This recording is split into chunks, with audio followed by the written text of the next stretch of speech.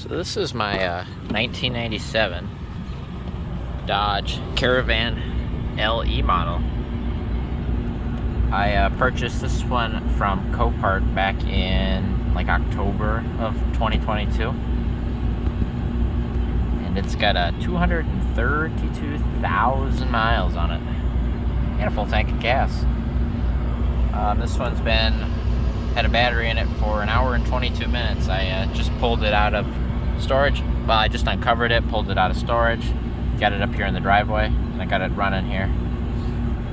Weather's getting nice enough, the roads, you know, the salt's off the roads and everything. I kind of start driving some of these.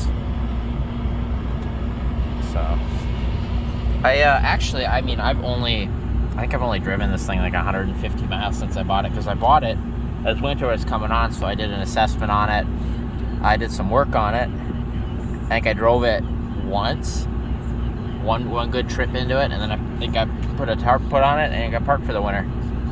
So I really haven't stress tested this one too much. It's done a lot of idling though. It's done a lot of idling. So, and I do know it's got real good heat in it. Like, it's cooking.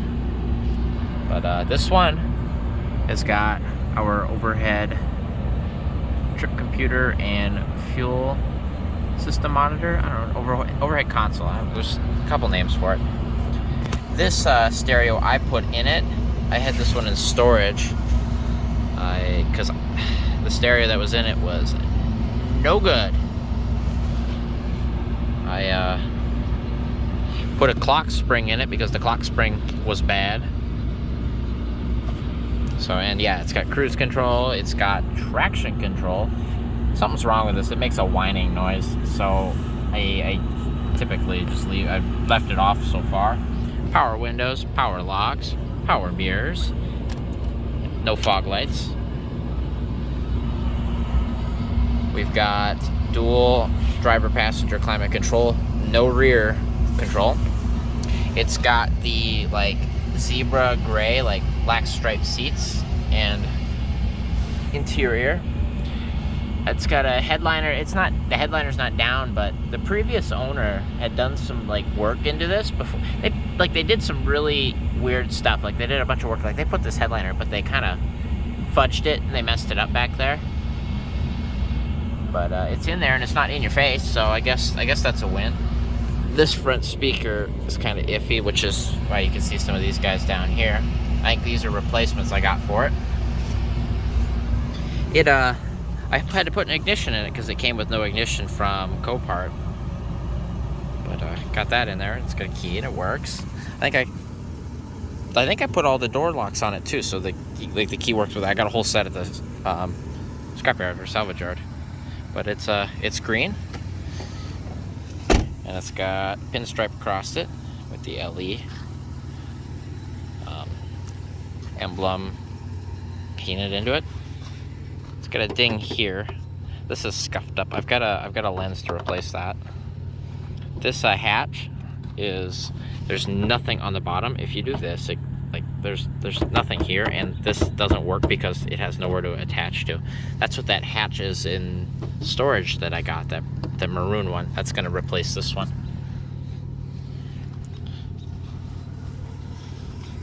This is got the molding on the bottom, which covers up actually a significant amount of rocker panel rust. It's pretty rusty into there, but this has got a fresh wax on it. I waxed it in the garage before I parked it, so it's real smooth. This hood it had a hood that had no clear coat left on it, so I put that hood on it, which is a lot nicer. But the roof's got no clear coat left on it. Still got the Copart sticker on it. But yeah, this one doesn't have any floor mats in it, but I've got some downstairs. I'm actually going to put in here in a little bit. I've got the rear seat pushed all the way forward so I can use the back as a little bit of storage. But it's got, second row bucket seats. This one had a tear in it, so I kind of went with a thread and I sewed this back together. Nobody's going to sit in it anyway, and this looks so much better just like that because it was peeled back and you can see like the yellow foam.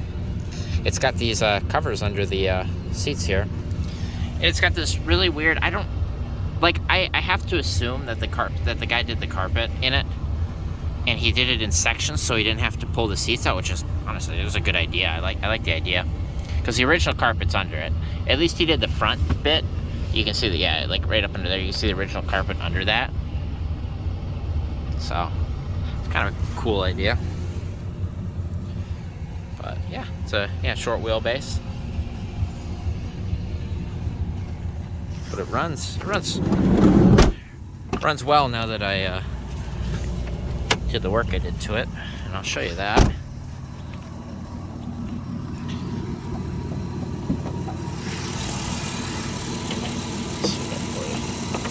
So this bad boy has a 3.3 under the hood,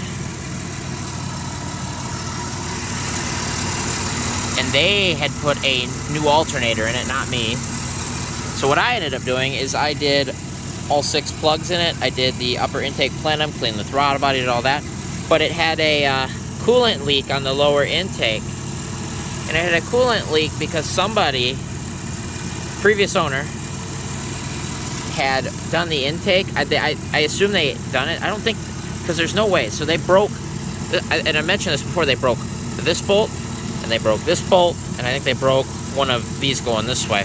And there's no way they did it cracking them off, because they're, you know, they're all oil soaked and everything.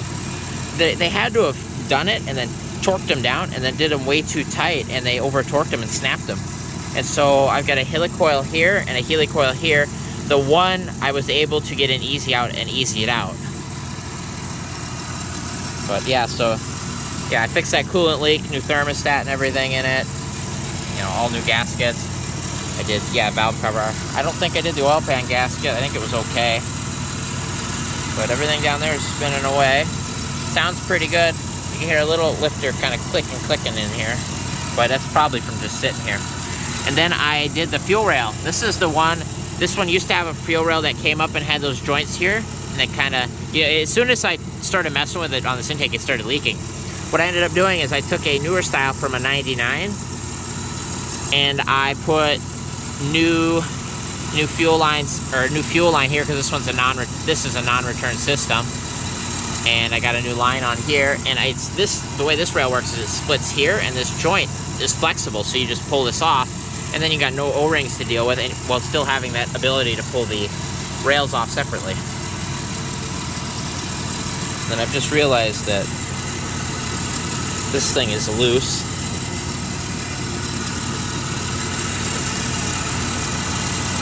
Oh, I must, yep, look at that, I can twist it by hand. I forgot to tighten that. So this was in a front end collision at some point, and this bar was all bashed in.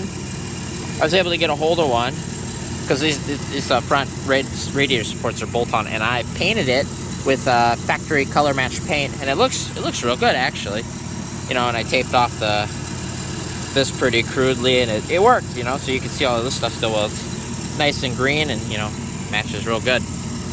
Real good. Well, I'm gonna say good for the rest of the time, because I don't care. Yep, it's got new PCB lines and hoses. So, yeah, new battery in it. I think there's a power drain. When it sits for a while, it tends to run this battery dead. At least for what I've seen, because, you know, I go out and I'd start them every couple of months. Well, not every couple of months, every month, a couple weeks. And I'd uncover them all. So, and I noticed that this one would go dead, so I took the battery out and I just left it out, charged it real good inside. But yeah, it runs good. It sounds real good. And despite the rust that's in the rockers, the shock towers are in phenomenal shape. Like, this is what usually goes on them, is shock towers, and that spells the end of life for a lot of these vans.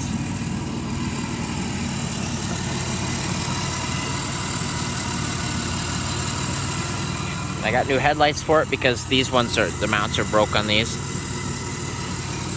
And they're really a lot cleaner than this. Yeah, so these headlights are, I mean, they kind of hold okay, but you can't really, I don't know. That's not good. That's not supposed to be like that. Yeah, and this, you know, it holds heat real well.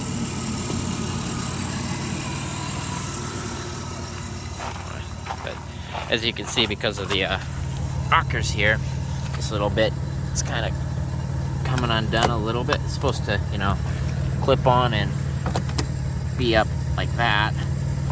And, you know, a guy might just come in here for now with some like gray duct tape and just hold it up, so you don't have it flopping in the wind.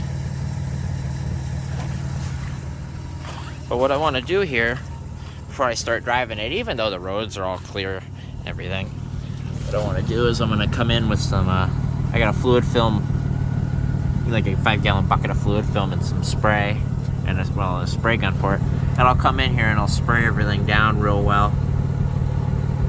So that way, at least, if there is any residual salt or anything, it'll be all right. I'm not that worried about it because it's gonna all come apart anyway, and the salt exposure that it's gonna get is going to be none, if any, or very minimal, if any. Like if we have a snowstorm, I'm not gonna drive it, but as long as the weather stays clear like this, I'm gonna give it a good run. And I made sure to come up here and I took a rag and I cleaned these seals up, because these, this is all still good. It's only down here where it's got any rot in it. And honestly, a lot of that could just be from it sitting, because I think it had sat for, I don't know, 6, 7, 8 years. I was kind of looking at the DMV information on it, and I had a Carfax, provided from the auction. So I don't think it had been registered since, I don't know, 2016 or so. So it'd been sitting for a while. And I think the reason it was parked, among other reasons, was it was electrical. So when I got here, I had no key or anything, but I got a key in it, and I go to start it, and I have no gauges whatsoever. I got no lights, no gauges, no anything.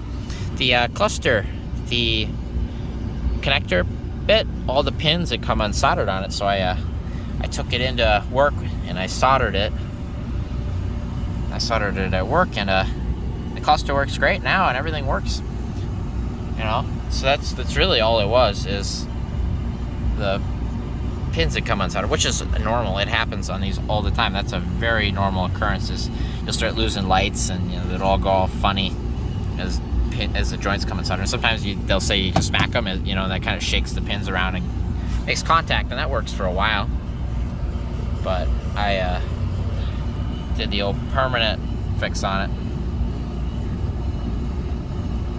Oh, and yeah, this one did have I think I mentioned it, maybe I didn't. It does have the Infinity system. So it's got, door speakers, it's got the speakers up top here, it's got the ones in the rear on the deck lid, and then it's got the little tweeters up on the side, what do you call that, D-pillar?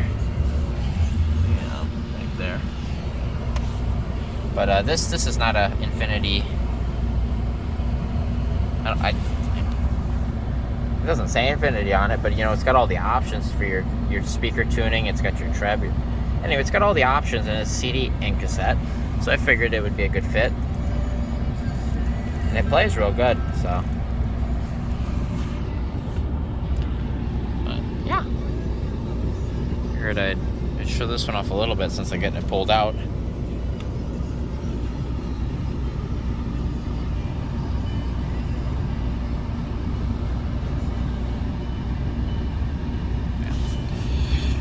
And I'm probably the only person who paid any attention to it on Copart that wasn't a salvage yard looking to scrap it. So I consider this one safe, and I didn't pay too much for it either. I was under $1,000, put it that way, with title fees, which is, for a running, driving Caravan, I consider that a pretty good deal.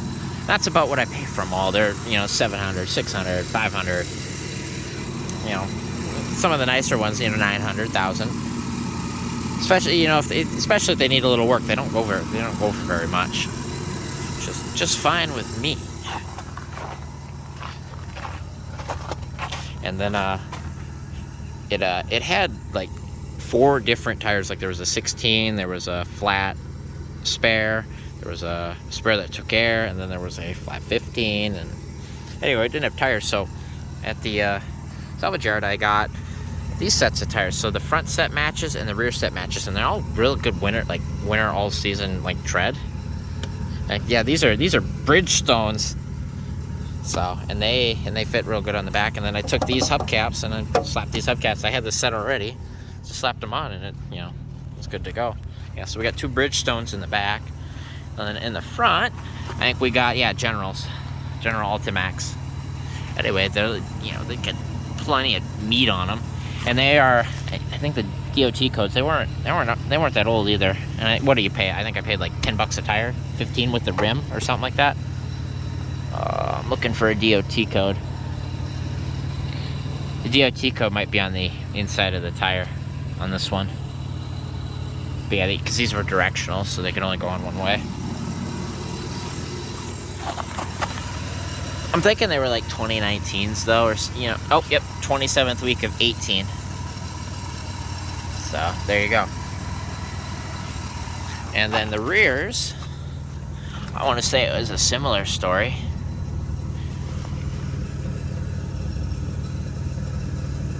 The DOT code on this one's going to be on the inside.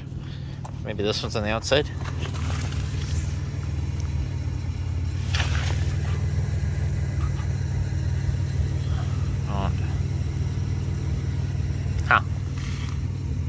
Yeah, whatever.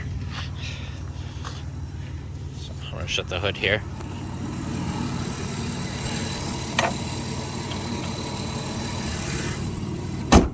Anyway, yeah.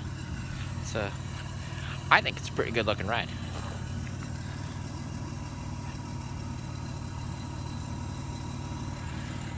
Got our 90 hiding back there too.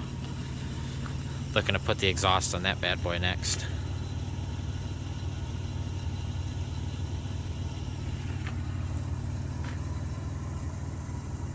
4th gen hiding up there.